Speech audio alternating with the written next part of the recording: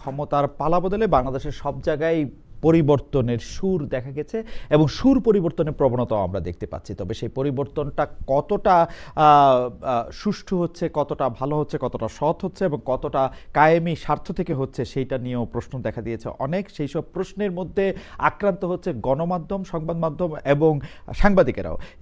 এইসব নিয়ে কথা বলার জন্য আমাদের সাথে আজ রয়েছেন বিশিষ্ট সাংবাদিক তো বটেই, তিনি বিশিষ্ট লেখকও বটে, ইতিহাসবিদ, বিশ্লেষক জনাব নুরুল কবির।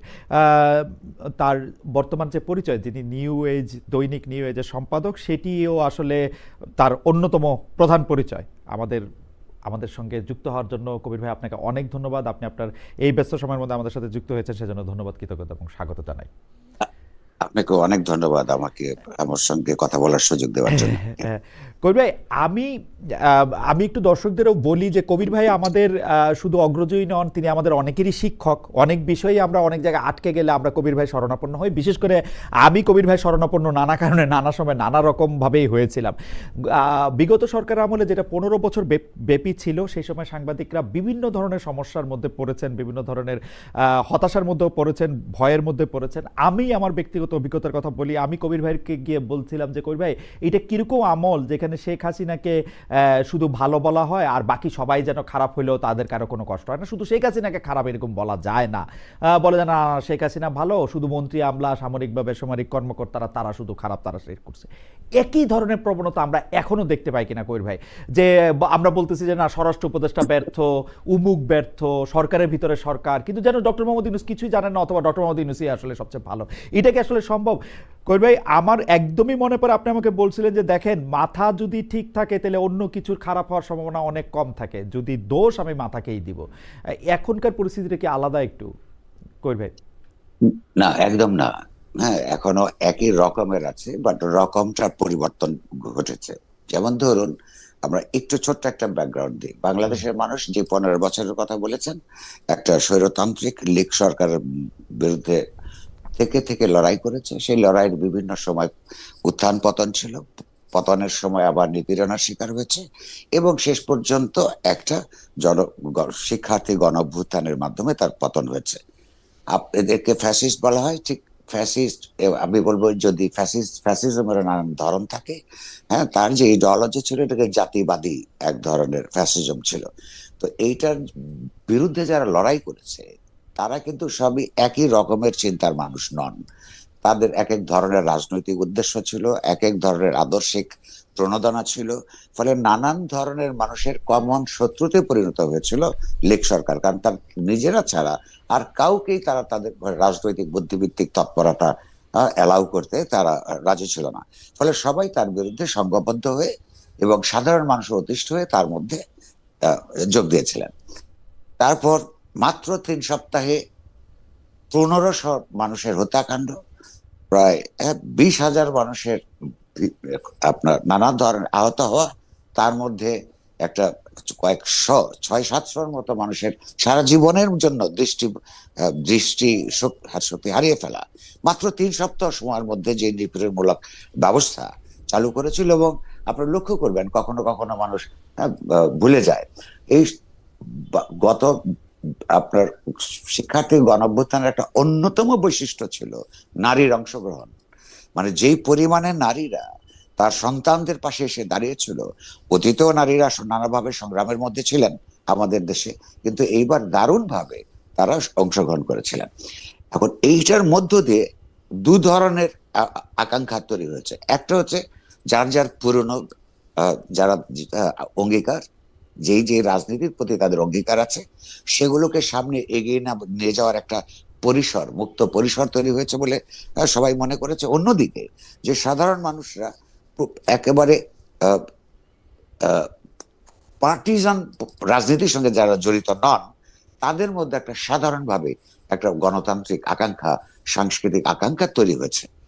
তাহলে যেটা প্রয়োজন ছিল, এরকম একটা গণ অভ্যুত্থানের মধ্য দিয়ে একটা সরকারের পলায়নের পর যেই সরকার প্রতিষ্ঠিত হবে, আমরা এখন যে বা তখন থেকে যে একটা নাম দিয়ে চলেছে একটা অন্তর্বর্তীকালীন সরকার, সেই অন্তর্বর্তীকালীন সরকারের ওই রাজনৈতিক প্রজ্ঞা থাকবার কথা ছিল, যে গণঅভ্যুত্থানের মধ্য দিয়ে যে আকাঙ্ক্ষাগুলি তৈরি হয়েছে, সেই আকাঙ্ক্ষাগুলো ধীরে ধীরে এগুলোকে বাস্তবায়ন করার প্রক্রিয়ার পাশাপাশি এই যে সংস্কার কর্মসূচি এবং নির্বাচন দিকে যেমন এগোতে হবে, তেমনি এগুলোর যার এই এত বড় অপরাধের জন্য তাদেরকে বিচারও করতে হবে। অর্থাৎ তিনটা, একটা হচ্ছে বিচার, সংস্কার এবং নির্বাচন।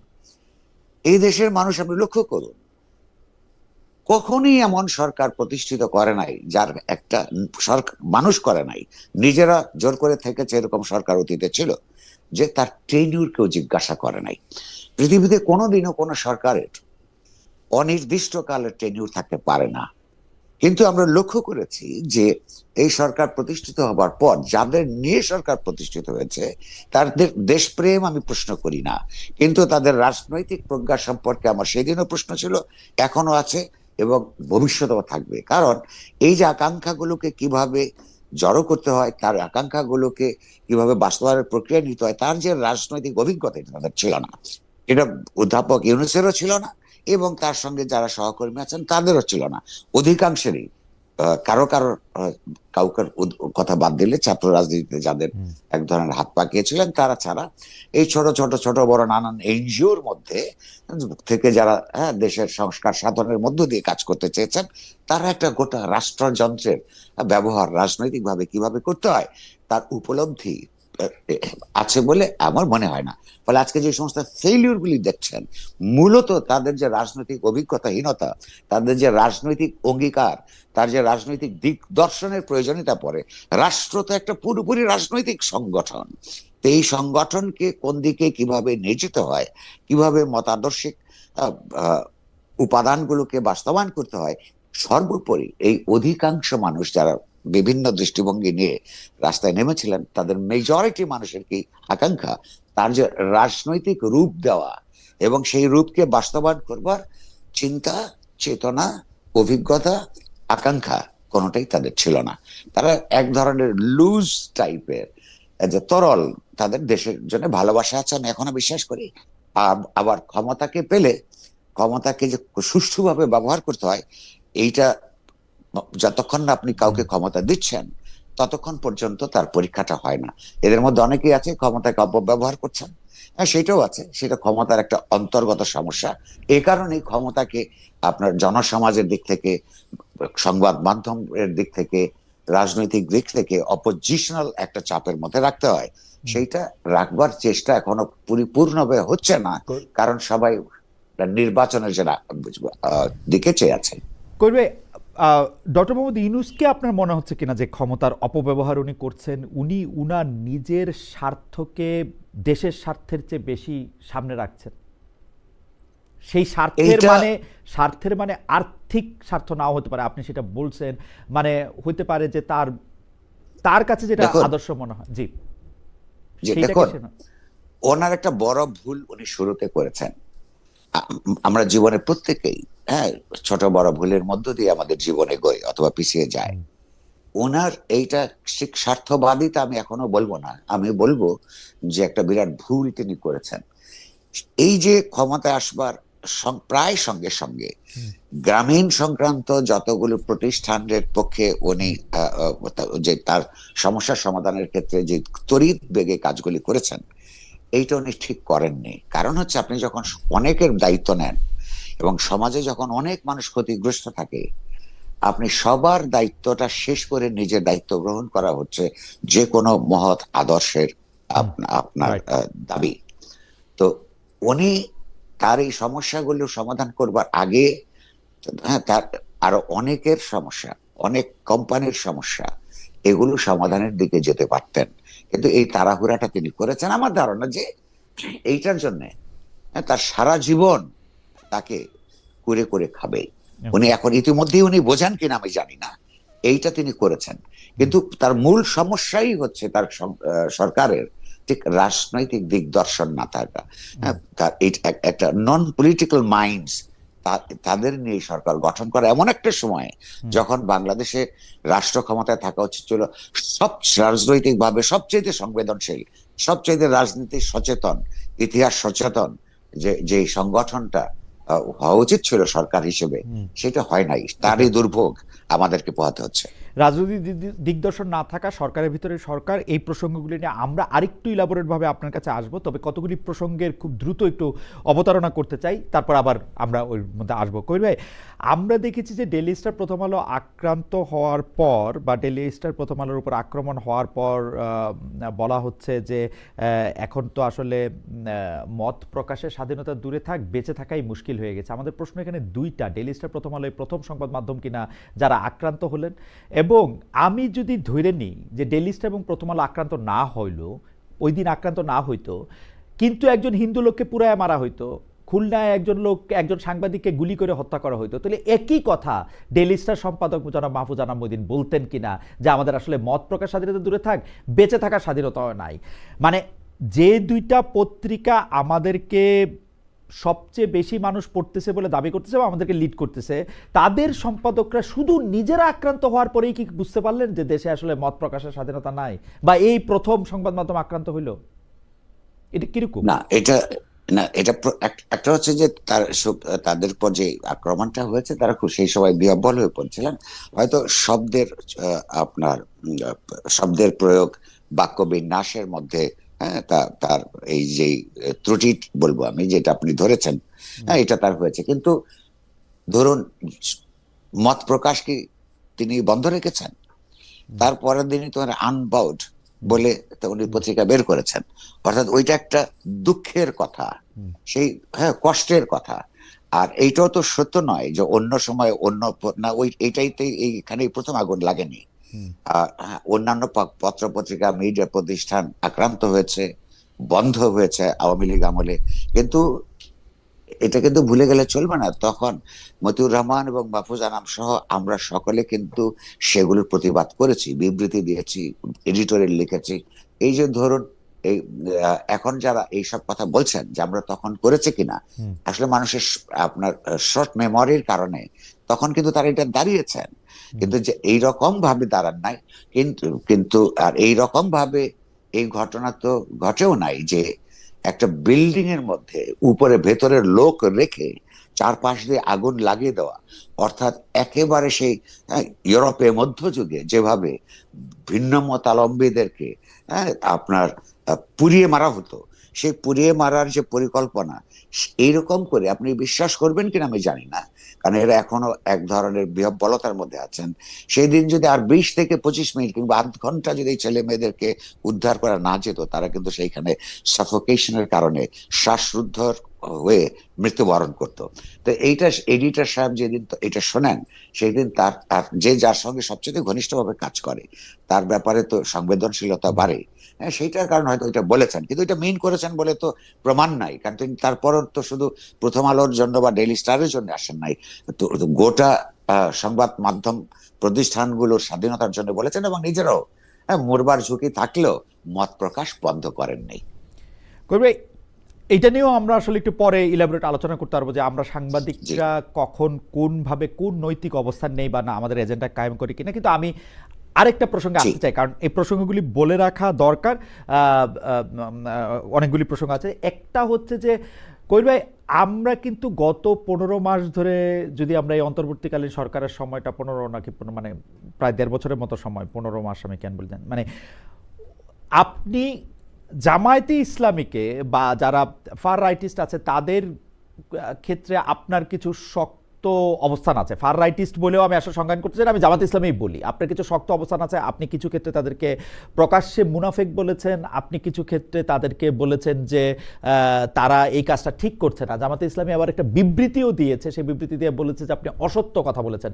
আমার প্রশ্ন এখানে করবে দুইটা, আপনাকে শিক্ষক হিসেবে এটা আমার প্রশ্ন, যে আপনি একজন সাংবাদিক, আপনি এরকম একটা দলের বিরুদ্ধে এরকম একটা অবস্থান আসলে আপনি নিতে পারেন কিনা, এইটা জার্নালিজমের দিক থেকে এথিক্যাল কিনা। দুই হচ্ছে, তারা যে আপনার বিরুদ্ধে অভিযোগ আনছে যে আপনি অসত্য কথা বলছেন, এইটা ঠিক কিনা, আপনি যদি আমাদের একটু বলেন। কবির ভাই। জি, ধন্যবাদ।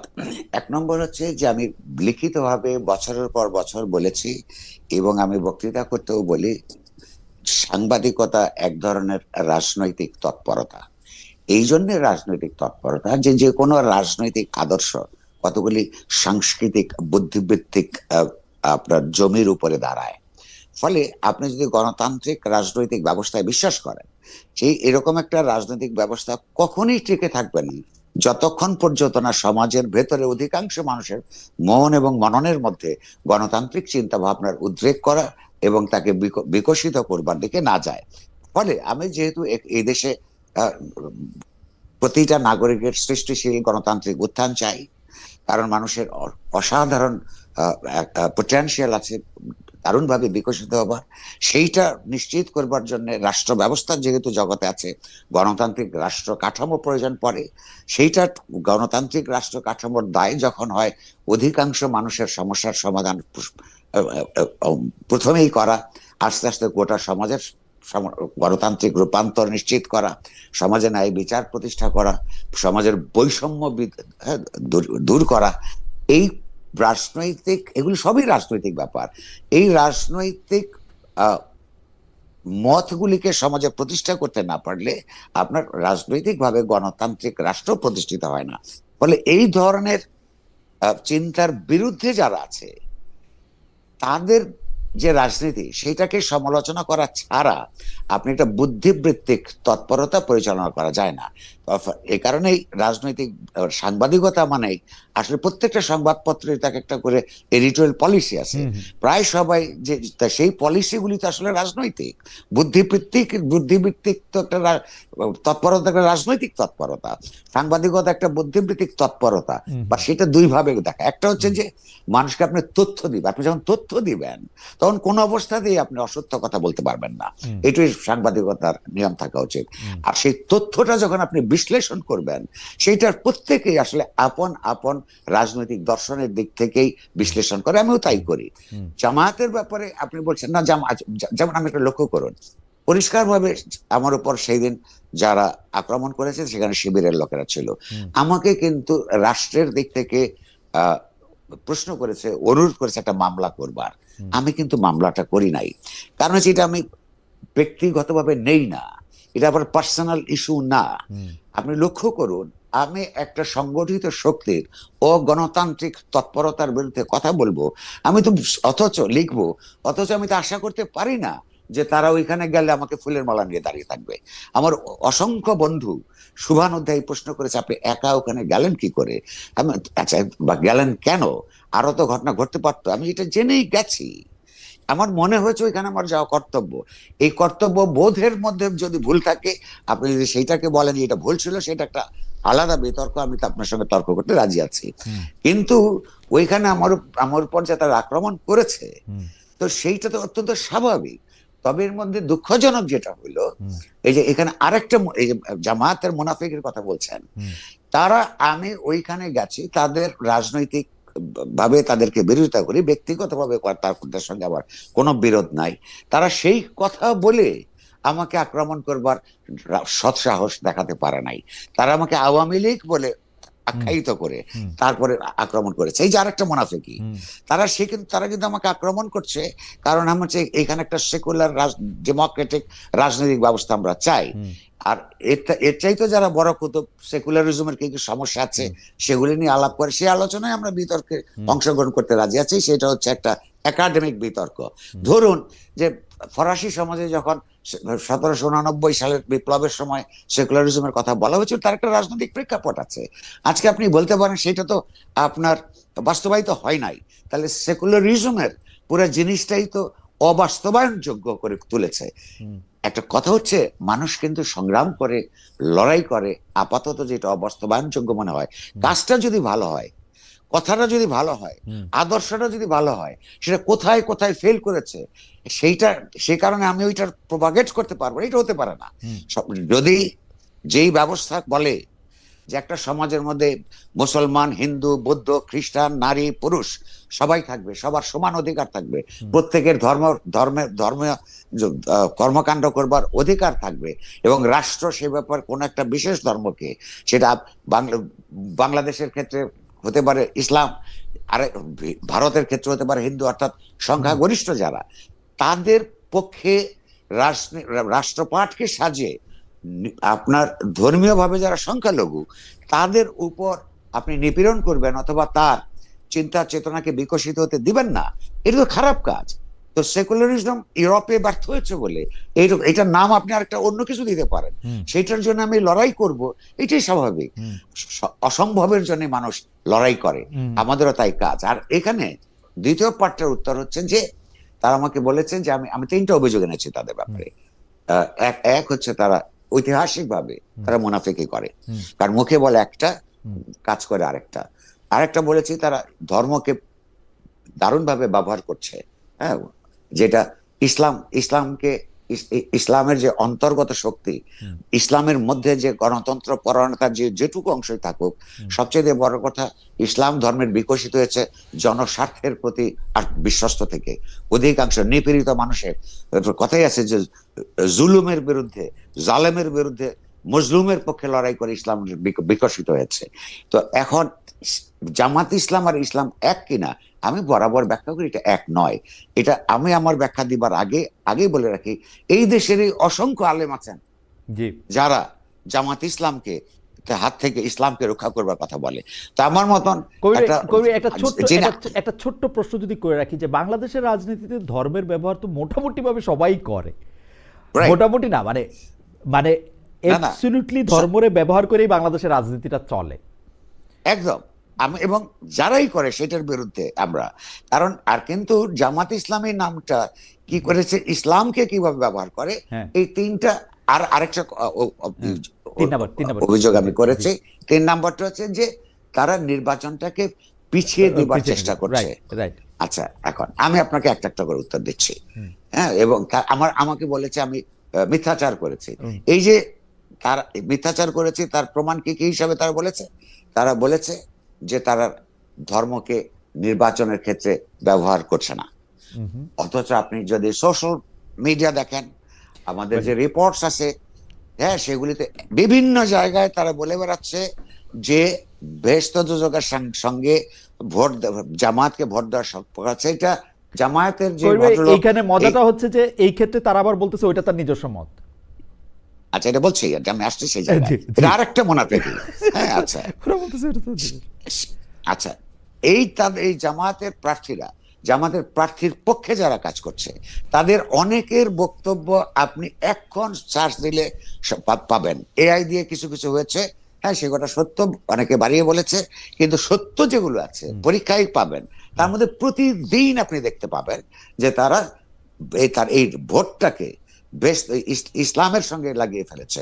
আপনি লক্ষ্য করুন, ঠিক এই কাজটাই পাকিস্তান আমলে মুসলিম লীগ এবং সামরিক শাসকরা বাংলাদেশের মানুষের যখন স্বায়ত্তশাসন আন্দোলন করত, তার অধিকারের জন্য আন্দোলন করত, সেইটাকেই তারা ইসলাম বিরোধী আন্দোলন হিসেবে, পাকিস্তান বিরোধী আন্দোলন মানে হচ্ছে ইসলাম বিরোধী আন্দোলন হিসেবে আমাদের এইখানকার আন্দোলন সংগ্রামকে দমন করবার চেষ্টা করেছে। এই কারণেই কিন্তু মানুষের যেমন একটা রাষ্ট্রের যখন বিরাট আপনার রাজনৈতিক ঐতিহাসিক অভিজ্ঞতার ভিত্তিতে যখন সংবিধান তৈরি করে, সেই সংবিধান সেগুলো আমাদের মতো করে হয় নাই, এবং যেভাবে হওয়া উচিত ছিল সেভাবে হয় নাই। সেটা আরেক বিতর্ক, আরেকদিন আমরা আগে করেওছি আমরা। কিন্তু এই পার্টিকুলার পার্টটা দেখুন, 23 বছর ধরে যখন একটা রাজনৈতিক গোষ্ঠী, একটা জনগোষ্ঠী দেখেছে যে ধর্মের নামে আমাদের গণতান্ত্রিক অধিকারকে তারা পাকিস্তানি শাসক শ্রেণী আপনার নষ্ট করতে চেয়েছে, সেই কারণেই সেকুলার রাজনীতির কথা বলা হচ্ছিল, যাতে আর কেউ ধর্মের নামে আপনার এই রাজনীতিটা করতে না পারে। তো এখন আপনি কথা ঠিক বলেছেন, প্রত্যেকেই, এই আওয়ামী লীগ বলুন, বিএনপি বলুন, হ্যাঁ, তারা প্রত্যেকেই ধর্মকে রাজনীতিতে ব্যবহার করেছে, কিন্তু সেইটা দিয়ে ধর্মের ক্ষতি হওয়া ছাড়া, হ্যাঁ, আপনার গণতান্ত্রিক রাজনীতির বিকাশের অন্তরায় হওয়া ছাড়া আর কোনো কাজ হয় নাই। দ্বিতীয়ত, জামাত যেটা করেছে, জামাতে ইসলাম এবং ইসলামকে তারা একাকার করে উপস্থাপন করছে, এইটা বাংলাদেশের গণতন্ত্রের বিকাশের জন্য এবং ইসলামের জন্য। ইসলাম তো আমি বলছি যে জালেমের বিরুদ্ধে, জুলুমের বিরুদ্ধে মজলুমের লড়াই হওয়ার কথা। আপনি বলুন 1971 সালে এই দেশে যখন বাংলাদেশের স্বাধীনতা যুদ্ধ চলছে, এই জালেম কারা ছিল? পাকিস্তানিরা ছিল। সেই পাকিস্তানি শাসক সেনাবাহিনী ছিল। জামাত ইসলামী তাদের পক্ষে অবলম্বন করেছিল। এটা জালেমের পক্ষে দাঁড়ালো, নাকি জালেম যাদের উপর আপনার নিপীড়ন শুরু করলো, যেই নিরস্ত্র মানুষের উপর হত্যা, অগ্নিকাণ্ড, রেপ, সেই তাদের পক্ষে অবলম্বন করলো। তো এই কাজ করে তারা ইসলামের শক্তি নিজেকে কিভাবে নিজেদেরকে প্রচার করতে পারে এবং সে ইসলামের পক্ষে যায় কি করে, রাইট। কিংবা কিংবা ধরুন এই যে এখনো যে অভিযোগগুলি আপনি লক্ষ্য করুন, তো যে তারা তো মিথ্যাচার করে এবং আপনি বলছেন যে তারা বলে যে ওইটা আমাদের তার ব্যক্তিগত মত। তো ব্যক্তিগত মত এইটাই সংখ্যা যদি তার কর্মীদের অধিকাংশ হয়, তাহলে তো হয় ওই কর্মীরা জামাত ইসলাম করে না, অথবা তারা এদের প্রতিনিধি নন, সেটা পরিষ্কার করতে করতে কাউকে তো বহিষ্কার করতে আমরা শুনি নাই। হ্যাঁ, কিংবা তাদের বিরুদ্ধে তো কোনো মামলা রুজু করবার কথা শুনি নাই, যে তাদের যে রাজনৈতিক মত সেইটা অন্য কথা বলে তাদেরকে কলঙ্কিত করছে সমাজে, তাদের বিরুদ্ধে ভুলভাবে উপস্থাপন করছে, এইটা তো ঘটে নাই। ফলে এই কেবলমাত্র আমাকে একটা গালি দিবার জন্যই তারা এই গালিটা দিচ্ছে। নির্বাচনের ব্যাপারে ব্যাপারটা আমি মনে করি এটা আমার কাছে তথ্য যেমন আছে, বিশ্লেষণও আছে। তারা একটা হাইপ তুলবার চেষ্টা করেছিল, যা জানোবা যে এখনো করছে, যে আওয়ামী লীগকে আপনারা দেখেছেন, বিএনপি কে আমরা দেখেছেন। আসলেই তো আওয়ামী লীগ এবং বিএনপি তো বাংলাদেশের মানুষের সঙ্গে অনেক ব্যাপারেই বিশ্বাসঘাতকতা করেছে। তারা নানান ভাবে এক ধরনের কথা দিয়েছে, নির্বাচনের ম্যানিফেস্টোতে গিয়ে কাজ করেছে অন্যরকম। এই অভিযোগ তো আমাদের প্রত্যেকেরই আছে। যে কোনো আপনার ইনফর্মড, চিন্তাশীল, ইতিহাসবোধ সম্পন্ন মানুষ এইটা বলবে। তো এইটার আমরা এটার বিকল্প চাই। এই বিকল্প তো আমরা তাদের চাইতে পশ্চাৎপদ কোন শক্তির উত্থানকে চাই না। তারা বলছে তাদেরকে পরীক্ষা করতে হবে, তো তাদেরকে পরীক্ষা তো করা হয়েছে। তারা 1971 সালে সবচেয়ে ইতিহাসে বড় পরীক্ষা দিয়েছে। এই দেশের মানুষ যখন সবচেয়ে বিপদের মধ্যে ছিল, সেই বিপদের মধ্যে তারা বিপদাপন্ন মানুষের বিরুদ্ধে ছিল। সেই 71 সালে আবার আপনার এই মালেক মন্ত্রিসভায় তাদের মন্ত্রীও ছিল এই তৎকালীন পাকিস্তান। কিন্তু আমার একটা ছোট্ট প্রশ্ন আছে, তার আগে আমি একজন দর্শকের মতামত আপনাকে একটু পড়ে শোনাই, তাহলে আপনি বুঝতে পারবেন যে আমাদের দর্শকরা কি ধরনের মতামত করতেছেন। উনার নাম আমি পড়তে পারতেছি না, মানে মুশারিয়াহ 188, উনি বলতেছেন যে খালিদ ভাই অনেস্টির সাথে বলেন তো, আপনি কখনো আমার দেশ সংগ্রাম, ওয়ান, ইসলামী টিভি ইত্যাদি বন্ধ হওয়ার পর আপনি কোনো স্পেশাল টক শোর আয়োজন করেছিলেন কিনা, সেই সময়ের মন্ত্রীকে প্রশ্ন করেছিলেন কিনা, আপনি কি দ্বিচারী নন? ভাই আপনার জানার জন্য আমি বলতেছি যে আমি করছিলাম অসংখ্য টক শোতে, এগুলো নিয়ে আমি প্রশ্ন করছি। সেই সময় এটা 5টা করে টক শো করতাম দিনে, সপ্তাহে 5টা করে টক শো করতাম সপ্তাহে, এবং এডিটর স্পিক বলে অসংখ্য প্রশ্ন করেছি। এমনকি নুরুল কবির ভাই আমাদের সঙ্গে আসেন, নুরুল কবির ভাই আমাদের অনুষ্ঠানে এসেও এইগুলির কথা অসংখ্যবার বলছেন। আপনারা যদি দেখার যদি কোনো উপায় থাকে তাহলে দেখবেন। কিন্তু কবি, আমার একটা প্রশ্ন আছে, আপনি আপনার উপরে যে আপনার সঙ্গে এই ভদ্রলোককে আমি আরেকটু মনে করে দিতে চাই, একটু যুক্ত করতে চাই। সেটা হচ্ছে জনারা বোধহয় ভুলে গেছেন, আমরা 1971 সালে যারা মানবতা বিরোধী অপরাধ করেছে তার বিচার চেয়েছে, এখনো চাই। একই সঙ্গে তাদের ভুলে যাওয়া উচিত না, তাদের ব্যাপারে আইনটা যাতে স্বচ্ছভাবে প্রয়োগ হয়, আইনের যাতে অপপ্রয়োগ না হয়, সেইটা বলতে গিয়ে আমাকে আদালতে যেতে হয়েছে। আমার বিরুদ্ধে আদালত অপমাননার হচ্ছে অভিযোগ এসছে, আমাকে ভর্ৎসনা করা হয়েছে। কিন্তু তখনও কিন্তু তাদের ব্যাপারে বিচারটা যাতে অস্বচ্ছ না হয়, স্বচ্ছ এবং সঠিকভাবে হয়, তার জন্য কিন্তু যখন কেউ ছিল না, তাদের যখন বড় বড় এইখানে সমাবেশ হচ্ছে শাহবাগে, হ্যাঁ, তখনও কিন্তু আমি আবার তাদের অধিকারের জন্য লড়াই করেছি।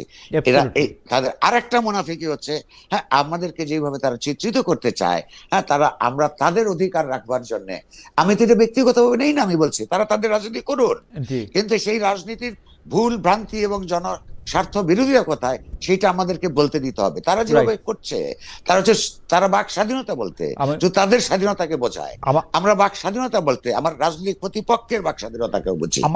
আমার মনে আছে যে আমি একটু খালি আবার যুক্ত করি যে 2024 সালের যে নির্বাচন হলো, সেই নির্বাচনের সময় আমি বেশ কয়েকটা বড় বড় মানুষের সাথে ইন্টারভিউ করছিলাম, এর মধ্যে নুরুল কবির ভাইও একজন।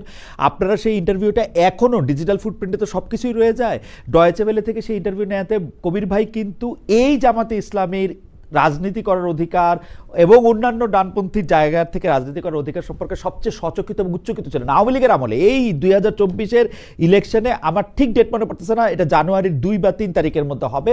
আমি কবির ভাইকে ইন্টারভিউ করছিলাম। কিন্তু কবির ভাই, আমার একটা প্রশ্ন আছে আপনার বক্তব্যের ক্ষেত্রে। আপনি বলছেন আপনাকে যারা আক্রমণ করছে যে প্রথম আলো ডেইলি স্টার, আপনি তাদেরকে বলছেন যে তারা শিবিরের লোক। আমার প্রশ্ন হচ্ছে সেইটাও আপনি কোনো প্রেজুডিস থেকে বলতেছেন কিনা? আপনি যেহেতু এখন জামাত শিবিরের উপর ক্ষিপ্ত হয়ে আছেন, আপনার যাকে পছন্দ হচ্ছে না তাকেই আপনি শিবির বা বলতেছেন কিনা? আমাদের দর্শকরাও জানতে চাইতেছেন আপনি তাদেরকে চিনলেন কি করে যে তারা শিবিরের লোক? একদম ক্ষিপ্ত হয়ে, প্রথম কথা আমি ক্ষিপ্ত হয়ে নাই, একদম না। আমি এটাকে আদর্শগত লড়াই হিসেবে দেখি, এবং কোন ব্যক্তির ব্যাপারে কোন ক্ষিপ্ত হওয়া আমার অভ্যাসের মধ্যে পড়ে না। আমি তো বললাম স্বভাবের মধ্যেই নাই, তাহলে তো আমি একটা মামলা করতে যেতাম। আচ্ছা, ইতিমধ্যেই যারা গ্রেফতার হয়েছে, সেই দিনকার যেইখানে ওইখান থেকে স্পট থেকে যারা আপনার ছবি তুলেছে এবং ভিডিও করেছে, ওইখানে যারা উপস্থিত ছিল তাদের দু একজন গ্রেফতার হয়েছে। তাদের ফেসবুক পোস্টে তাদের পরিচয় আছে, নিজেরাই দিয়েছেন। তাদের মধ্যেই শিবিরের কর্মীরা, একাধিক কর্মীর নাম আছে, যেটার সঙ্গে তারা নিজেরাই শিবির বলেন। সুতরাং আমি মোটেও না জেনে ভিত্তিহীন ভাবে রাগ থেকে, ক্ষোভ থেকে কোনো অভিযোগ করি না। আমি এটা এইভাবে এটা বলবো কিনা আমি জানি না। ওকে, সারা জীবনে আমার সবচাইতে প্রিয় দুইটা ব্যক্তিগত পর্যায়ে দুইটা মানুষ ছাড়া কারোর বিরুদ্ধে আমি কোনো ব্যক্তিগতভাবে রাগ করি নাই। আচ্ছা, তো প্রশ্ন হচ্ছে যে, আরে ওই অভিযোগটা ছোট্ট করে আমি উত্তর দিয়ে দিচ্ছি, যে তারা নির্বাচন পেছাতে চান কি চান না, এটা তারা বলছেন আমাকে অসত্যবাদী বলে, যে তারাই ফেব্রুয়ারি মাসে প্রথম নির্বাচনের কথা বলেছিল। কথা সত্য, এই পর্যন্ত সত্য।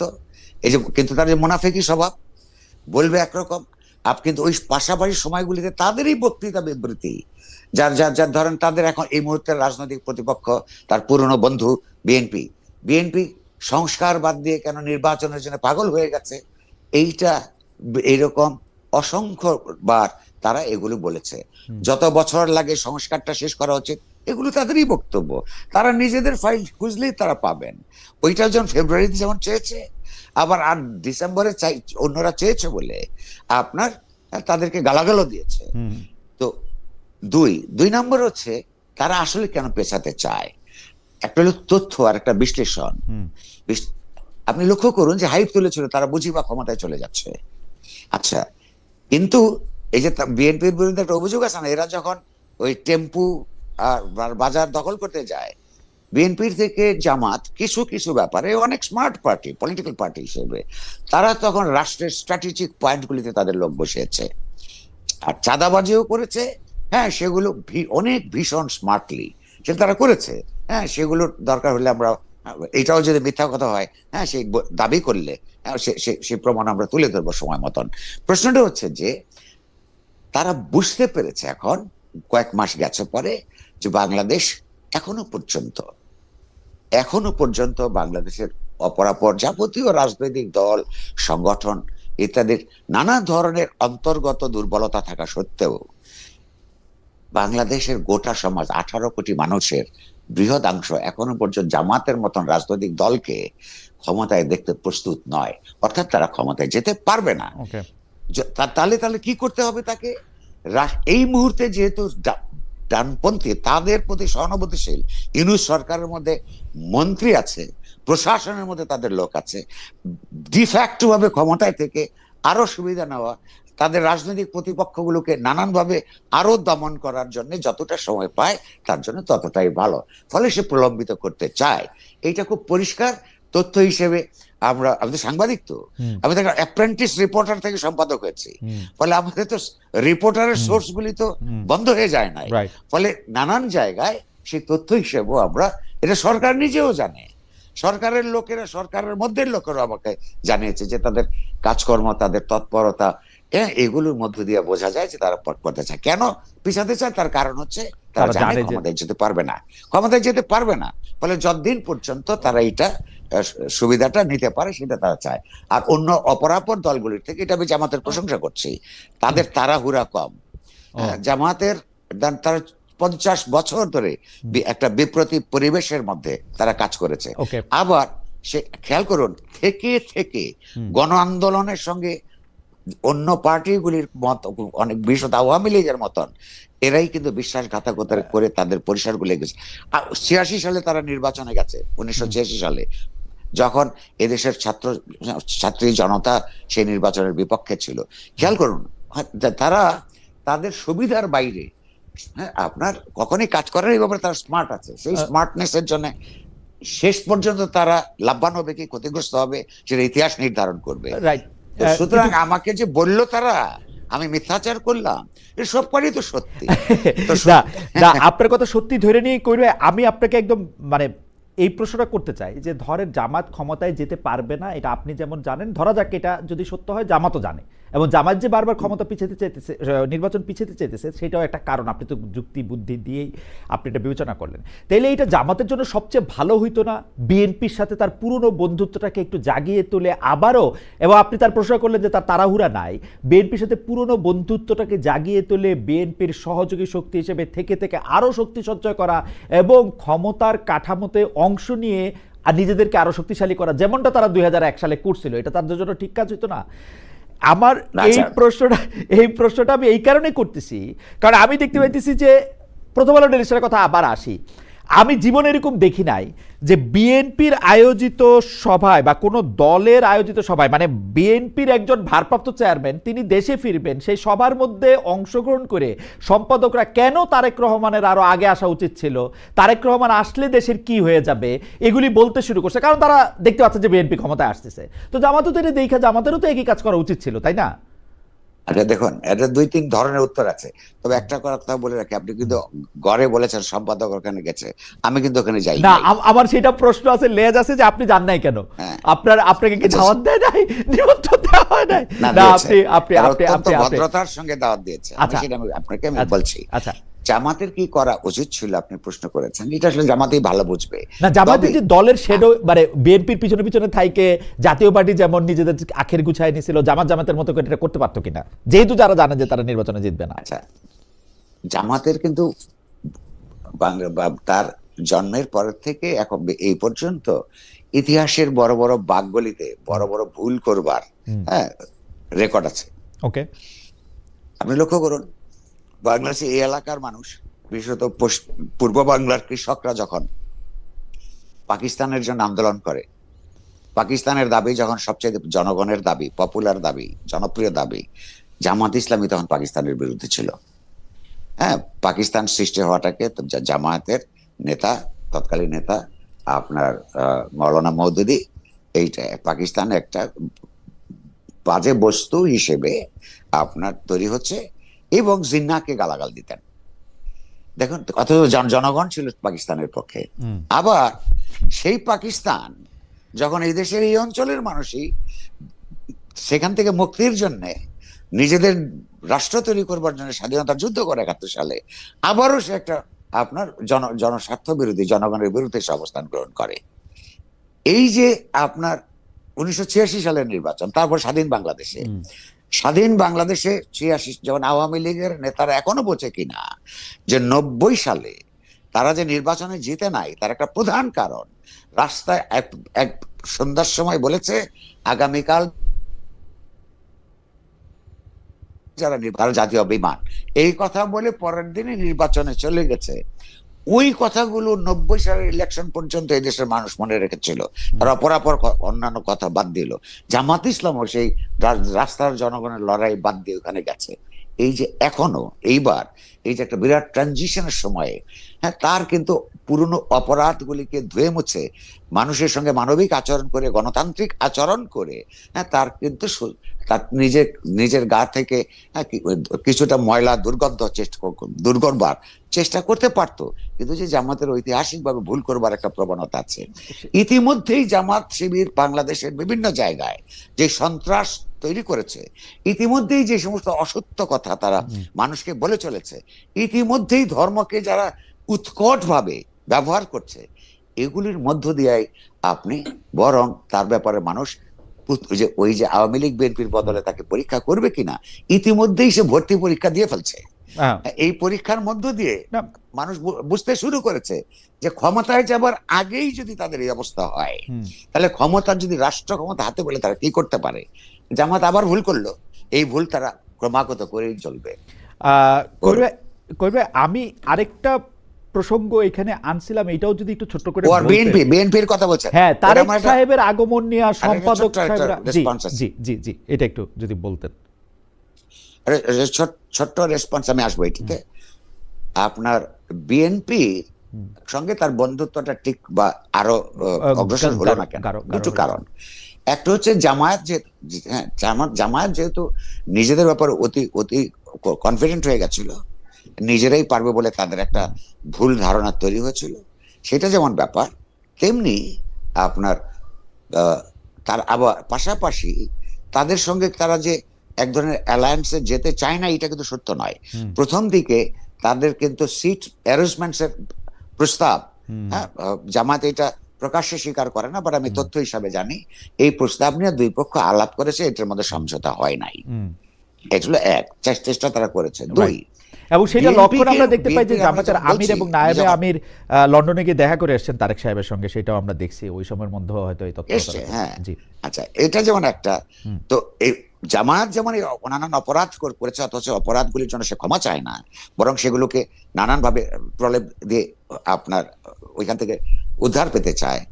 বিএনপির কাছেও কিন্তু আমাদের সবার দাবি করা উচিত, আমি করেছি, যে এই যে জামায়াত যে তার এই আশ্রয় প্রশ্রয়ে, কখন আওয়ামী লীগের কিন্তু দীর্ঘতর সময় প্রায় 26-27 বছর তাকে যে প্রশ্রয় দিয়ে তাকে যে বিকশিত করবার প্রত্যক্ষ না হলেও অপ্রত্যক্ষ ভাবে পরোক্ষ অবদান রেখেছে, এখন তাকে গালাগাল দেয়, তার ওই অতীত অন্যায় কিংবা ভুল তারা যেভাবে বলুক, সেইটার জন্য কিন্তু তার ক্ষমা চাওয়া উচিত। জামাতের শক্তি বৃদ্ধি তো হয়েছে, সত্য কথা, যে হ্যাঁ সেইটা যতটুকুই হোক না কেন, এই শক্তি বৃদ্ধির পিছনে জামায়াতের কথা বলছি, বিএনপির কিন্তু ভূমিকা আছে। বিএনপিরও উচিত যে হ্যাঁ তারা এই কাজটা অন্যায় করেছে, ভুল করেছে, হ্যাঁ সেইটা মানুষের কাছে স্বীকার করা, আর স্বীকার না করা পর্যন্ত আমি অনুরোধ করবো যে মানুষ যাতে তাদেরকেও ভোট না দেয়। ওকে কবির ভাই, আমি পরবর্তী প্রসঙ্গে আসি, সেটা আবার একটু রিপিটেশন হবে, কিন্তু দেশের মানুষের কাছে একটু প্রশ্ন করেছিলাম। দেশের সার্বিক আইন শৃঙ্খলা পরিস্থিতি নিয়ন্ত্রণে আছে মনে করছে নির্বাচন কমিশন। সরকারের ভেতরে সরকারের প্রসঙ্গে আসি, আমরা দেখেছি যে মাহফুজ আলম সাহেব যখন বিদেশে আক্রান্ত হয়েছিলেন সরকারের উপদেষ্টা থাকাকালীন সময়, সেই সময় এনসিপির যে নেতা আছেন সে নাহিদ ইসলাম বলেছিলেন যে সরকারের ভিতরের সরকারের উপদেষ্টারাই কেউ কেউ তাকে হত্যাযোগ্য বা আক্রমণযোগ্য করে তুলেছে। পরেও সরকারের ভিতরে সরকারের কথা অনেকবার তারা বলেছে। আপনিও আপনার কথা আমি শুনছিলাম, আপনার সাক্ষাৎকার সম্ভবত মানজুর মতিনকে দেওয়া সাক্ষাৎকারে চ্যানেল 24-এ আপনি এরকম বলতেছিলেন যে সরকারের ভেতরের কিছু অংশ যে ওই সময় আসতে দেরি করেছে সেটা নিয়ে আপনার আর কোনো সন্দেহ নাই, এবং সরকারের ভিতরে এটা আছে। এই সরকারের ভিতরে সরকারটা আসলে কে, মানে কারা তারা? মানে সব জনাব নাহিদ ইসলাম, জনাব মাহফুজ আলম, এরা তো খোদ সরকারের মধ্যেই ছিলেন। এরা আবার এটা নামও বলতেছে না। এনসিপি আবার বারবার বলতেছে যে এই সরকারের অনেক কিছু, এনসিপি নেত্রী একজন, আমার নাম মনে পড়তেছে না, উনি বলছে যে এই উপদেষ্টাদের এইসব কিছু প্রকাশ করে দেওয়া হবে। এরা এই সরকারের ভিতরে সরকারটা আসলে কে, মানে কারা? দেখুন, আর্মি, ডিজিএফআই, জি, পুলিশ, যে যে যে আলাপটা করছি আমি, যে দেখুন দুটো, একটাও যে আমি যে ওইটা কথা বলেছি যে সরকার এটা হতে দিয়েছে, যে কারণ হচ্ছে আমি তো ওই ঘটনার একটা পর্যায়ে যখন আপনার ডেইলি স্টার অফিস প্রাঙ্গণে উপস্থিত হই, সেইখানে যখন এটা আপনার এই যে স্লোগান দিচ্ছে, তারপরে গাড়ি আসতে দিচ্ছে না, দমকল, তখন তো আমার অনেক মন্ত্রী সাহেবদের সঙ্গে ফোনে কথা হচ্ছিল। তারা অনেকে যে চেষ্টা করেছে তা নয়, কিন্তু দুটো ব্যাখ্যা আছে। একটা হচ্ছে যে তার আপনার কোনো নিয়ন্ত্রণ এই সরকারের কার্যকর নিয়ন্ত্রণ এই প্রশাসনের উপর নাই, কারণ হচ্ছে যে ওই যে নন পলিটিক্যাল লোক হইলে যা দাঁড়ায়। দ্বিতীয়ত হচ্ছে যে পরিমাণ সময় এখানে লাগলো, ততক্ষণ পর্যন্ত নিজেরা তারা ঘুষুর ঘাসুর করার পরিবর্তে আপনি লক্ষ্য করুন, তারপরে গতকাল পর্যন্ত মানে আজকে এই সন্ধ্যা পর্যন্ত তথ্যমন্ত্রী কিংবা কি বলে স্বরাষ্ট্রমন্ত্রীকে তো ওই ক্ষতিগ্রস্ত এলাকায় গিয়ে তাদের সঙ্গে ভিজিট করতে দেওয়া যায় নাই। তারা এমন কি গুরুত্বপূর্ণ কাজ করেন যে দেশের দুইটা শীর্ষস্থানীয় পত্র পত্রিকার যেখানে আগুন দিয়ে পুড়িয়ে সাংবাদিকদের হত্যা করার চেষ্টা হলো, সেখানে তারা যেতে পারলেন না।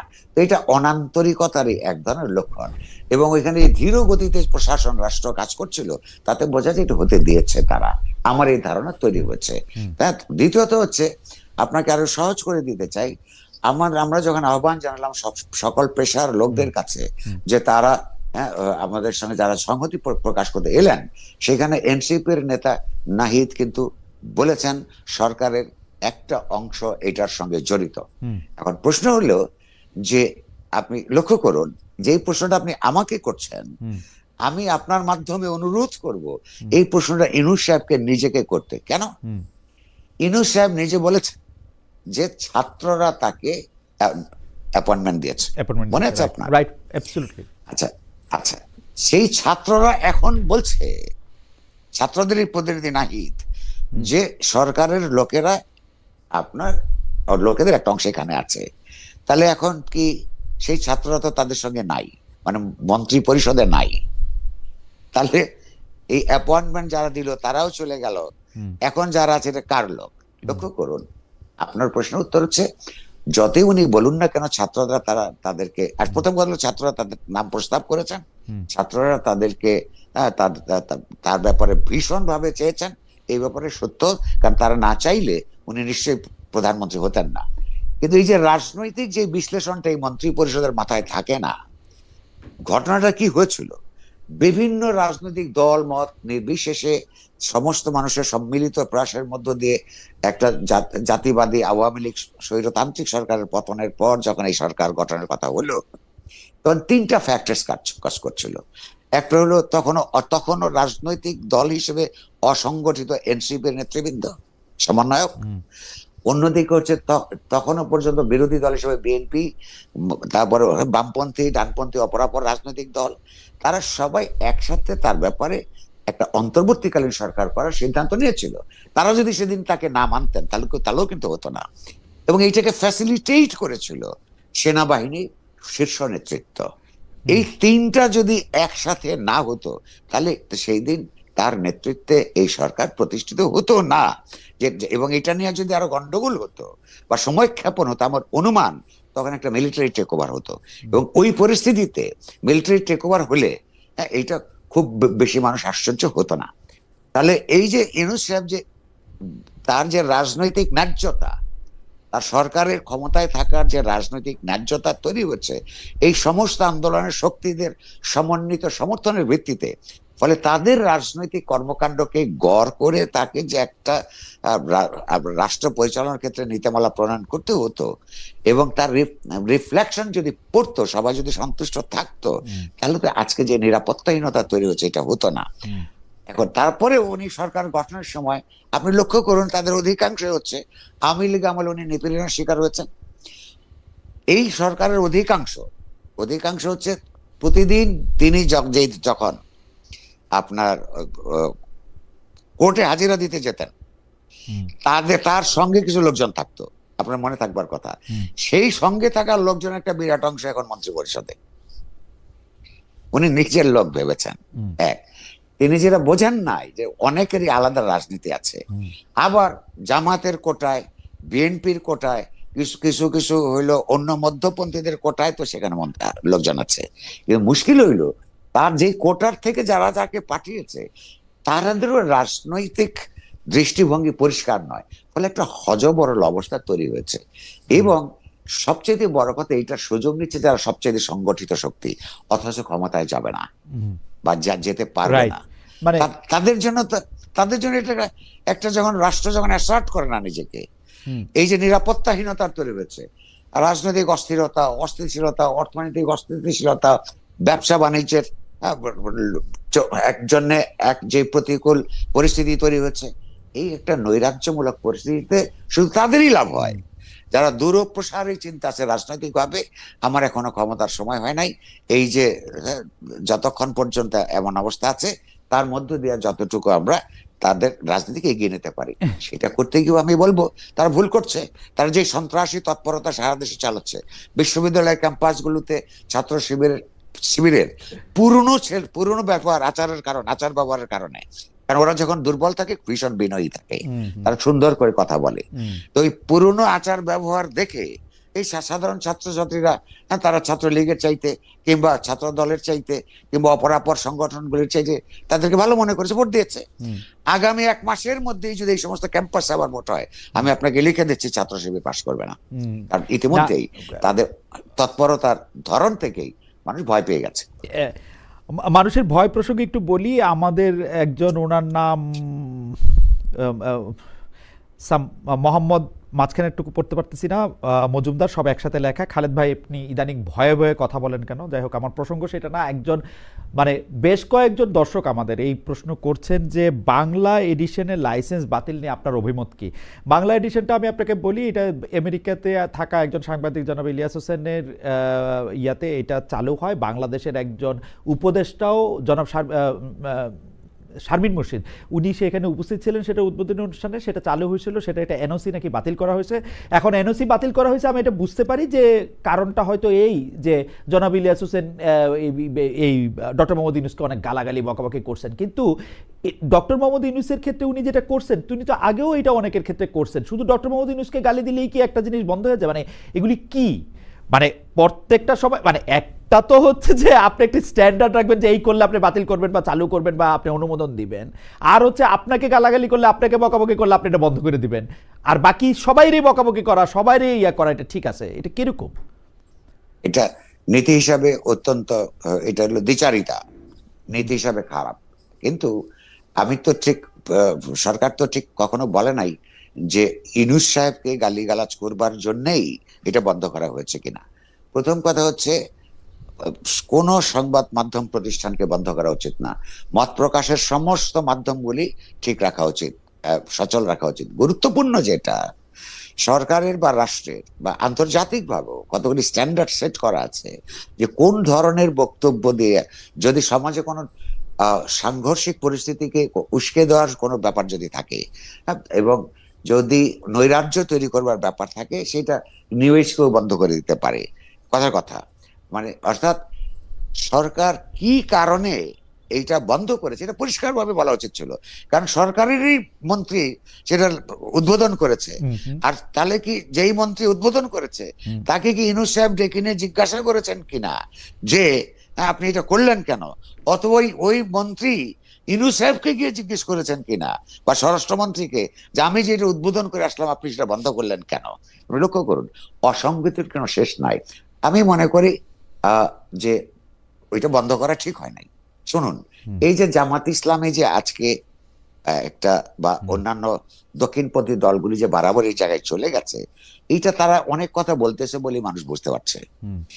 মানুষের বিবেক বিবেচনা এবং সিদ্ধান্ত নেবার ক্ষমতা সম্পর্কে কারোর ভুল করা উচিত না। কেমন কারণ হচ্ছে যে মানুষ ঠিক বুঝতে পারে যে কেউ যদি গালাগাল দিচ্ছে দিক না, হ্যাঁ, খুব গায়ে লাগে, আর এটা সত্য। হ্যাঁ, কিন্তু সেটা ধৈর্য থাকতে হবে আপনার। আপনাকে যিনি গালাগাল দিচ্ছে তার বক্তব্য আপনাকে ভদ্রভাবে যদি আপনি আপনার রিফিউট করতে পারেন, হ্যাঁ, তর্ক করে শেষ পর্যন্ত আপনি আপনার কি বলে যে আপনি জিতবেন, অন্যরা হেরে যাবে। আর আরেকটা কথা হচ্ছে, গালাগাল তো দিবে। আপনি যে প্রশ্ন করছিলেন একটা, হ্যাঁ, গালাগাল দিয়ে কথাও আছে ওই যে মানে সারাক্ষণ, মানে আপনি যদি আমাদের এখন যারা লাইভ আমাদের দেখতেছেন তাদের অনেকেই আপনার কথা পছন্দ করতেছেন, অনেকে আবার পছন্দ করতেছেন না। যারা পছন্দ করতেছেন না তারা আবার খুব মানে আমি বলবো না যে খুব শালীন ভাষায় আপনাকে কথা বলতেছেন, খুব অশালীন ভাষায় বলতেছেন। আমাকেও, মানে আমি একটা উদাহরণ দিলে আপনি বুঝবেন করবে, আমি তার নাম বলতে চাই না, এরকম বলতেছিল যে দুইজন বাটপার বসছে। এখন আমি পর্যন্ত ঠিক আছে, কিন্তু আপনাকে বলা এটা আমারও এই যে গায়ে লাগে আর কি, যেটাকে আপনি গায়ে লাগা বলতেছেন। তার আগে যে আমি কমেন্টটা পড়লাম, আপনি ইদানিং ভয়ে ভয়ে কথা বলেন, দেখেন কমেন্ট আসে এরকম। ওনার নাম হাসনাত কিরণ 3719, তিনি বলছেন খালেদ এখন যে কমেন্ট পড়লেন সেটা যে আপনারই বট বাহিনীর করা কমেন্ট সেটা সহজেই বোঝা গেল। আপনি বলতেছিলেন যে মানুষ নাকি বোঝে, মানুষ তো সহজে নানা রকম কিছু বোঝে দেখি, মানে আমার বট বাহিনী দিয়ে আমার বিরুদ্ধে আমি কমেন্ট করতেছি বা পক্ষে কমেন্ট না, প্রতিটা কিছু কিছু সময় লাগে। ধরুন আমার তো সন্তান সন্ততি আছে, মা বাবা ছিলেন, আমি খালি আমার মা মারা গেছে এটার জন্য এখন আমি কৃতজ্ঞ। মানুষের মা মারা গেলে কেউ কৃতজ্ঞ হতে পারে? মানে আচ্ছা, কেন আমার এই বৃদ্ধা মাকে জামাতের এই বটবাহিনী যে অশ্লীল ভাষায় এই বৃদ্ধা মাকে কত মানুষ কতবার যে বিছানায় নিয়েছে, আমি সৌভাগ্য আমার মার চোখে এটা দেখতে হয় নাই। তার সব কয়টা সন্তান ওই আমার, হ্যাঁ, কোনো মানুষের বিরুদ্ধে কোনো কিছু করে না, হ্যাঁ, মানুষের কল্যাণের জন্য চেষ্টা করে। তিনি নিজে এটা করেছেন। আর তাকে আজকে আমার রাজনৈতিক দার্শনিক সাংস্কৃতিক অবস্থানের কারণে যেই গালিগালাজ তারা দিচ্ছে, এটা আপনার সহ্য হচ্ছে। এখন মা আমাকে জিজ্ঞেস করলে আমি বলতাম, হ্যাঁ, উনি এটা জিজ্ঞেস করেন নাই, কারণ তিনি জানেন ছেলেটা একটু লড়াকু টাইপ ছোটবেলা থেকে। তিনি আপনি আমার উত্তরটা খুব সোজা। বন্ধু বান্ধব জিজ্ঞেস করে, এই যে মানুষ তো তোমার একটা বিরাট অংশ মানুষ ঘৃণা করে, আমি জিজ্ঞেস করি বেশি সংখ্যক না কম সংখ্যক, ভালোবাসে কত কত সংখ্যক না বলছে সেটা অনেক সংখ্যক। আপনি একটা সমাজের মধ্যে ভেস্টেড ইন্টারেস্টের বিরুদ্ধে কথা বলবেন, এক সংগঠিত নৃশংস শক্তির বিরুদ্ধে কথা বলবেন, একটা বৈষম্য যুক্ত একটা সমাজের মধ্যে বৈষম্যের প্রতিষ্ঠাহীনতা জন্য, সাম্যের জন্য লড়াই করবেন, তাহলে আপনার শত্রু তৈরি হবে না। পাওয়ারফুল মহলে আপনি বুদ্ধিবৃত্তিক রাজনৈতিক তৎপরতায় থাকবেন, অথচ আপনি কিছু শত্রু সৃষ্টি করতে যদি আপনি না পারেন, অর্থাৎ আপনার কথা লেখা এগুলিতে কোনো রকমের সমাজে প্রতিক্রিয়া হয় না, তা সেই জীবন তো আপনার তাৎপর্যহীন। না অর্থাৎ না কবির ভাই, আপনাকে কবির ভাই আপনি আপনাকে আমার আচ্ছা শেষ করেন আমি মিত্র বলি। সমাবেশ যেমন ঘটাতে হবে, তেমনি সমাজের যারা ইতিবাচক বিকাশের বিরুদ্ধে যারা থাকে তাদের শত্রু, তাদেরকে আপনি ওই জায়গায় যেতে হবে তারা আপনাকে শত্রু হিসাবে মনে করে, বা সেই শত্রুতা মোকাবেলা করার জন্য আপনার মিত্র শক্তির সমাবেশ থাকাটাও গুরুত্বপূর্ণ। না কিন্তু কবির ভাই আপনার, আমি আবারও বলছি যে দর্শকদের মানে কাছে বলি যে আমি তো অনেক সময় কবির ভাইয়ের কাছে গেছি ক্যামেরার বাইরে বা ক্যামেরার সামনে, রেকর্ডের বাইরে বা রেকর্ডের সামনে। কবির ভাই ওই সময় তো এইটা মোকাবেলা করার জন্য 15 বছর যখন গত সরকার ক্ষমতায় ছিল, আপনি তো আমাকে একটা টোটকা দিছিলেন যে আপনি খালি আপনার যে ব্যাংক স্টেটমেন্ট, যে আয়কর টাকা পয়সা, ওই জায়গাটা আপনি ঠিক রাখবেন, তারপর আপনি যা খুশি তাই বলেন, যা খুশি তাই আপনি মানে সাংবাদিকতার এথিক্সের মধ্যে থাইকা সেটা আপনি করেন, আপনার কোনো ভয় পাওয়ার কারণ নাই। কিন্তু এখন তো আর মানে সেইটা আমি মাইনে চললাম, কিন্তু এই যে শত্রু বা এই যে গালাগালি, এইটারে কি কোন স্টেটমেন্ট ক্লিয়ার রাখা মোকাবেলা করবে? এই যে এইবার একটা টোটকা দেন।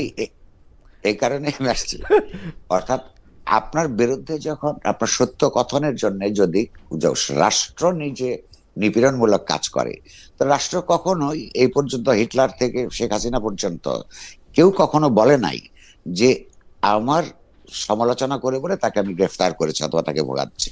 ওরা নানান ধরনের ফাঁকফোকর খোঁজে।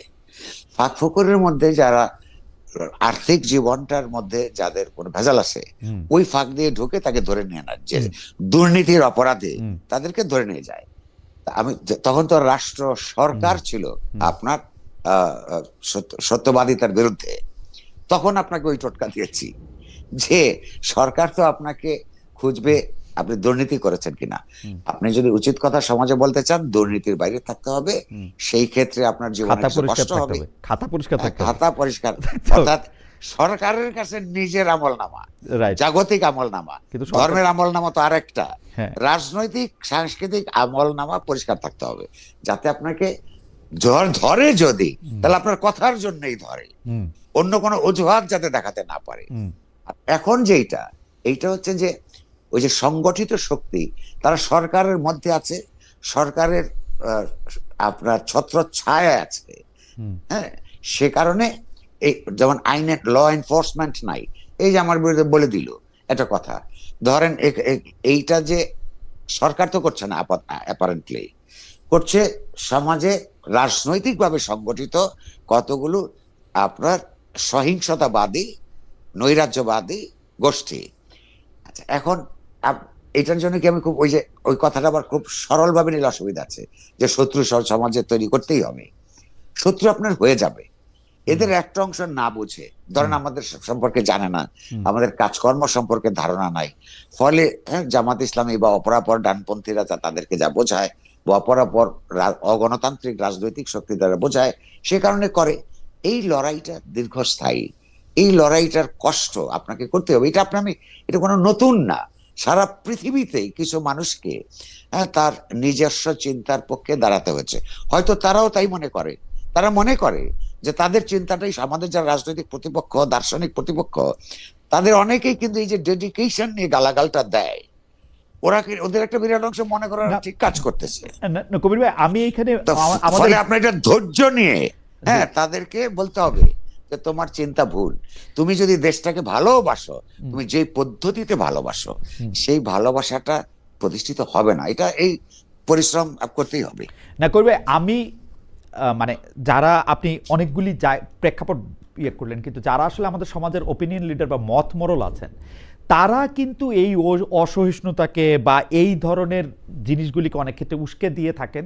এই প্রসঙ্গে আমি আসতে চাই, আসবো, কিন্তু আমাদের দর্শকরা অনেকে এই প্রশ্ন করেছেন যে আজকেও আমরা দেখলাম যে একজন সাংবাদিক, তার নাম হচ্ছে নাজনীন আক্তার, তিনি নাজনীন মুন্নি, তিনি বলছেন নাজনীন মুন্নিকে বাদ দিন, না হলে প্রথম আলো ডেইলি স্টারের মতো আগুন লাগিয়ে দিব, এটা বলে তিনি ফেসবুক স্ট্যাটাস দিয়েছেন। অনেকে বলছেন আনিস আলমগীরকে গ্রেফতার করা হয়েছে, অনেকে বলছেন যে আব্দুল নূর তুষার এবং জনাব মাসুদ কামাল তারা যেহেতু অনেক কথা বলেন সেই জন্য তাদেরকেও আসলে পরবর্তী আক্রমণের শিকার হতে পারে। শাকিল এবং রূপা দম্পতি কারাগারে আছেন, হত্যা মামলায় জামিন হচ্ছে না, জামিনের জন্য মামলা উঠলেই সেটা নিয়ে আবার কথা হয়। আরও সাংবাদিক যারা আছেন, যারা সাংবাদিকতার জন্য যারা জেলে আছেন, তাদের ব্যাপারে আপনার মত একটু তারা শুনতে চান, যে আপনি তাদেরকে। আমার মত একান্ত পরিষ্কার, একাধিকবার বলেছি, লিখেছি, আবারও বলছি। সেটা হচ্ছে যে বাংলাদেশে দলীয় বুদ্ধিজীবিতার কারণ একটা প্রবণতা, ধারা তৈরি হবার কারণে বিভিন্ন সময় বিশ্ববিদ্যালয়দের অধ্যাপক থেকে শুরু করে সাংবাদিক পর্যন্ত বিভিন্ন সময় সরকারের সঙ্গে অযাচিতভাবে খামোকাই কিছু সুখ সুবিধার জন্য আপনার দালালি করেছে। কিন্তু আমি মনে করি রাজনৈতিকভাবে দালালি করা একজনের অধিকার, যতক্ষণ না আপনি খুন খারাপি করছেন। এই যে সাংবাদিকদেরকে নিয়ে গেছে, সেই সাংবাদিকদের বিরুদ্ধে খুনের মামলা আছে, ধরে নিয়ে গেছে। আমরা সরকারের সঙ্গে কথা বলেছি যে তারা যদি দুর্নীতি করে থাকে, তারা যদি হত্যাযজ্ঞের ক্ষেত্রে উস্কানি দিয়ে থাকে, ইনসাইটমেন্ট, এটা ফৌজদারি অপরাধ, এইসব অপরাধে যা যা আছে সেটার জন্য আপনারা সুষ্ঠুভাবে সেইটা ইনভেস্টিগেশনের সাপেক্ষে বিচার করেন। কিন্তু তার খুন করেছে সরকারের লোকেরাও জানে যে এই মিথ্যা মামলা, এই মিথ্যা মামলাগুলি তাদেরকে প্রত্যাহার করার জন্য আমরা বহুবার অভিযোগ জানিয়েছি, ব্যক্তিগতভাবে, অর্থাৎ নিউজ পত্রিকার সম্পাদক হিসেবে বলেছি, পত্রিকার সম্পাদক পরিষদের তরফ থেকে বলেছি, সরকার আপনার আমাদেরকে কথা দিয়েছে করবে, কিন্তু সরকার সর্বশেষ বলেছে আমরা প্রকাশ্যে সেই বিষয়ে এই সরকার কোনো ন্যূনতম পদক্ষেপ গ্রহণ করে নাই। আমি আবার এটার প্রতিবাদ করছি, এটার পক্ষে জনমত সংগঠিত করবার প্রয়োজন বলে বোধ করছি। কারণ ফৌজদারি অপরাধ যে করে নাই, একটা লোক কোন সরকারকে নিঃশর্তভাবে সমর্থন করবে কিনা, এটা তার আত্মমর্যাদা বোধের সঙ্গে, তার রাজনৈতিক দর্শনের সঙ্গে জড়িত। সেইটার কারণে তো আপনি মামলা করতে পারেন না। হ্যাঁ, তাহলে তার জগতে খুব জগৎ জটিল হয়ে যাবে। কিন্তু সরকারি তৎপরতায় যদি তার কোনো ফৌজদারি অপরাধ থেকে তাকে বিচার হোক। আর এখন যারা হুমকি দামকি দিচ্ছে, আমি তো আবারও বলছি, একটা জাতিবাদী ফ্যাসিস্ট সংস্কৃতি থেকে এখন একটা ধর্মবাদী রাজনৈতিক আপনার ফ্যাসিবাদী সংস্কৃতির মধ্যে আমরা এসে পড়েছি। এই সময়টা অত্যন্ত খারাপ, একটা ট্রানজিশন দরকার, একটা জবাবদিহিতামূলক গণতান্ত্রিক সরকার প্রতিষ্ঠা খুব জরুরি। এই নির্বাচিত সরকার প্রতিষ্ঠিত হলে এই দেশে দুধের নহর বইবে, এইরকম কোন কল্পনা করবার জন্য দুর্বুদ্ধিতা আমার নাই। কিন্তু এই সরকারকে আপনি কোথা থেকে বলবেন? একটা পার্লামেন্ট নাই যে তাকে সমালোচনা করবেন, জনসভা ডেকে আপনার আমার কোনো কথা বলবার অবস্থা নাই। রাজনৈতিক দলগুলো যার যার মতন করে তার এজেন্ডা নিয়ে যাচ্ছে। হ্যাঁ, তারা কিন্তু আমরা যখন বিপর্যস্ত বোধ করেছি, তারা এসছেন, কথা বলছেন। আমি মনে করি যেখানে আরো গণতান্ত্রিক চিন্তার পক্ষে আপনার বৃহত্তর ঐক্য এখানে গড়ে উঠবে, এবং শেষ পর্যন্ত সেটাই একটা দেশের জন্য ভরসা। না, কিন্তু কবির ভাই, আমি এই প্রশ্নটা একটু করতে চাই যে যারা আমাদের ওপিনিয়ন লিডার বা মত মোরল, তারা তো আমরা যেরকম একটা মানে মানে যেরকম একটা সমাজ চাই যেখানে সব মানুষের কথা সব মানুষ শুনবে বা মেনে নিবে, এটা সহনশীলতা দেখাবে, তারা তো আমি দুইটা ক্লাসিক কেস বলি, তারাই তো আসলে এগুলিকে অনেক সময় ফেসিলিটেট করতেছে বা তারা এগুলিকে ভালো বলতেছে। যেমন আমাদের প্রেস সচিব যিনি আছেন, প্রধান উপদেষ্টার প্রেস সচিব জনাব শফিকুল আলম, তিনি নামি আন্তর্জাতিক গণমাধ্যমে কাজ করেছেন, সুনামের সঙ্গে কাজ করেছেন। সেই শফিক ভাই কিন্তু এর আগে যখন আমরা অভিযোগ করেছি, আপনি যখন অভিযোগ করেছেন, তখন এটাকে প্রেশার গ্রুপ বলেছেন, মব মানতে চাননি, মানে খুবই স্ট্রেইট ফেসে নানা ধরনের কথা বলেছেন। আমি আরেকটা ক্লাসিক কেস, আমার শিক্ষক জনাব আলী রিয়াজ, তাকে আমি শুধু প্রশ্ন করেছিলাম, তাকে ইন্টারভিউর সময় আমি তাকে প্রশ্ন করেছিলাম যে এই জনাব মতিউর রহমান চৌধুরী যে বলছেন এই উপদেষ্টা পরিষদেও তো অনেকে আছেন, তাদের বিরুদ্ধে লিখতে পারতেছি না, সবাই তো আর ভালো না। তো এইটা তখন উনি আমাকে বলেছিলেন আপনি তো তবু এখন প্রশ্নটা করতে পারছেন। তখন আমি বলছিলাম যে এরকম টুকটাক প্রশ্ন তো শেখ হাসিনার সময় অনেকে করছে। তখন উনি বলছে আপনার এই বক্তব্য ফেসিবাদের পক্ষে চলে যাচ্ছে খালেদ। আচ্ছা, এবং দুটো জি, দুইটা ব্যাপার তো যদি একটু বলেন। জি আচ্ছা আচ্ছা, এক, প্রধান উপদেষ্টার প্রেস সচিব জি এ কথা সত্য, আপনি ঠিক মতো তাকে উদ্ধৃত করেছেন। এই যে কত দঙ্গলবাজি যখন হচ্ছিল, এই দঙ্গলবাজদেরকে উনি আপনার প্রেশার গ্রুপ হিসেবে দেখবার জন্য তিনি দেখলেন এবং অন্যদেরকে পরামর্শ দিয়েছেন। বেশি দিন তো হয় নাই তিনি তার ভুল বুঝতে পেরেছেন। আপনি লক্ষ্য করুন, ওই গ্রুপটাই যখন আপনার এই ডেইলি স্টার, প্রথম আলো অফিস আগুন দিচ্ছে, ওই রকমের চিন্তার পক্ষের লোকেরাই যখন দিচ্ছে একেবারে উগ্র ডানপন্থী ধরনের, সেটা তারপর যে উনি যে ফেসবুক পোস্টটা দিয়েছেন কেঁদে কেটে, তার মনে হচ্ছে যে ধরুনি দ্বিধা হও, এটা বলেছেন উনি। বলছেন উনি, হ্যাঁ। তার মানে তার মানে আমি আপনাকে আগে যেটা বললাম, যে মানুষ যখন ভুল করে, ভুল করে বা চিনতে শনাক্ত করতে কোনটা কি প্রবণতা করে, গালি দেয়, কিন্তু সময়ের মধ্য দিয়ে অতিক্রান্ত হলে এবং তার বিশ্লেষণ ক্ষমতা বাড়লে বা অন্যদের বিশ্লেষণ দিয়ে প্রভাবিত হলে, অথবা তার দৃষ্টিমান হয়ে উঠলে, এগুলো একসময় বুঝবে। জগতের চিন্তার বিকাশ প্রক্রিয়া এরকমই ছিল। অন্য কোনো দেশের চেয়ে সুষ্ঠু খুব বেশি ছিল না। এই ইনটলারেন্স সবসময় ছিল, অসহিষ্ণুতা। আবার এই অসহিষ্ণুতার সংস্কৃতির বিরুদ্ধে আপনার সহিষ্ণুতার সংস্কৃতি যদি আপনি প্রতিষ্ঠা করতে চান, যিনি চায় তাকেই তো ইউ হ্যাভ টু, এটা বলে যে লিড বাই এক্সাম্পল, আপনাকেই তো সহিষ্ণুতা দেখাতে হবে। সেই সহিষ্ণুতাটা আমরা দেখাচ্ছি, আপনাকে অনুরোধ করবো আপনি দেখান, এগুলো এক নম্বর। তাহলে দেখেন আপনি একটা ফল পেয়েছেন, উনি নিজেই বুঝতে পারছেন তো এটা আসলে দঙ্গলবাজি। এক, আলী ডক্টর রিয়াজ কি বলে এই কথাটা বলেছিলেন আমি খেয়াল করি নাই, আমি আপনার কথা ধরে নিচ্ছি। হ্যাঁ, রাইট। আচ্ছা আচ্ছা, আমি বলবো এই কথা যদি উনি বলে থাকেন, উনি ঠিক বলেননি। কেবলমাত্র প্রশ্ন করার যেমন পরিবেশ লাগে, তেমনি প্রশ্নের উত্তর পাওয়ার, যারা ক্ষমতার মধ্যে থাকে, কর্তৃত্বকে প্রশ্নের উত্তর পাওয়ার অধিকারও থাকে। তা না হলে গণতন্ত্র হয় না। উনি গণতান্ত্রিক সংস্কারের কাজের মধ্যে একটা নিজেকে নিয়োজিত করেছেন। আমি মনে করি এই কথা যদি এইভাবে তিনি বলে থাকেন, এটা ঠিক বলেননি। তাকে ওই যে কি বলে যে কিছু একটা হলে, যেমন আমাকে সেদিন আওয়ামী লীগ বলে গালি দিল না, ওই যে আমার উপর যে আক্রমণ করলো। আচ্ছা, তো প্রশ্নটা হচ্ছে যে এই যে একটা নাম দিয়ে পরিত্যক্ত মানুষ যারা পরিত্যক্ত সরকারের সঙ্গে ট্যাগ লাগিয়ে দিয়ে আপনার এই যে শাস্তিযোগ্য করে তোলবার প্রবণতা হিসেবে এটা ইতিহাসে আপনার থাকবে। ওনার কথাটা, উনি একটা ভুল কথা বলেছেন। হ্যাঁ, আমি মনে করি না তার এটা বলা উচিত ছিল। প্রশ্ন করা এনাফ না, হ্যাঁ, প্রশ্নের উত্তরও দিতে তারা বাধ্য যারা ক্ষমতা আছে, ওইটাই গণতন্ত্র। এটা যদি তারা বিশ্বাস না করেন তাহলে তারা গণতান্ত্রিক সংস্কারও করতে পারবেন না। খুবই মানে এটা সাংঘাতিক ব্যাপার। মানে কারো ইন্টারভিউ, সাবেক প্রধানমন্ত্রী শেখ হাসিনার ইন্টারভিউ নিতে চাইছি আমি বাংলাদেশে আসছিলাম কবির ভাই, আমার মাথার উপরে মনে আকাশ ভাঙা পড়লো, এত বড় অপরাধ আমি করছি। তারপরে দেখেন দুইটা জিনিস, তারপরে আমি আরেক জায়গায় গিয়ে বলছি যে কোন সাংবাদিক শেখ হাসিনা ইন্টারভিউ দিতে চাবে না, উনি তো মোস্ট শর্ট আফটার পার্সন এখন ইন্টারভিউ দেওয়ার জন্য। এইটারে লেখছে কোনো সাংবাদিক নিতে চাবে না, এই কথা নাকি আমি বলছি। এইবার বুঝলা এবার আওয়ামী লীগের আক্রমণ, যে তুই 2 পয়সার ইউটিউবার, তুই এগুলি কথা কেন বলস।